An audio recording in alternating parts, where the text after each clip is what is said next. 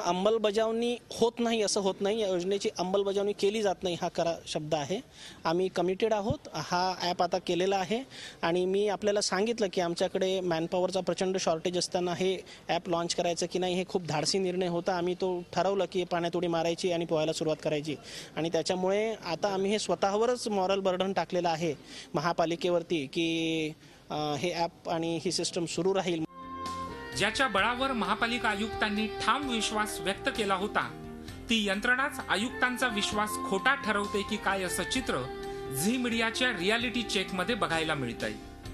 कारण नागरिकांच्या तक्रारी नोंदवण्यासाठी तयार करण्यात आलेल्या स्मार्ट नाशिक ॲपवर तक्रारी तर नोंदवल्या जात आहेत, मात्र त्या तक्रारींचं निराकरण न करताच त्या ऑनलाईन तक्रारी बंद केल्या जात असल्याचा अनुभव नाशिककरांना आलाय।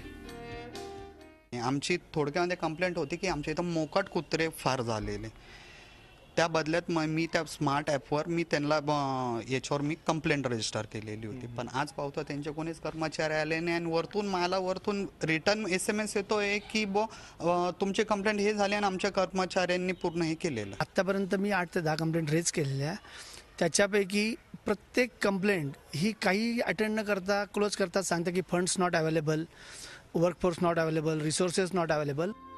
बदलत्या काळाची पावलं ओळखत स्मार्ट ॲप्लिकेशन बनवून नाशिक महापालिकेनं आघाडी तर घेतली, मात्र यंत्रणेत काम करणाऱ्यांची मानसिकता मात्र अजूनही बदललेली नाही। त्यामुळे कामात स्मार्टनेस नसेल तर नाशिक शहर स्मार्ट बनणार तरी कसं? मुकुल कुलकर्णी, झी मीडिया, नाशिक।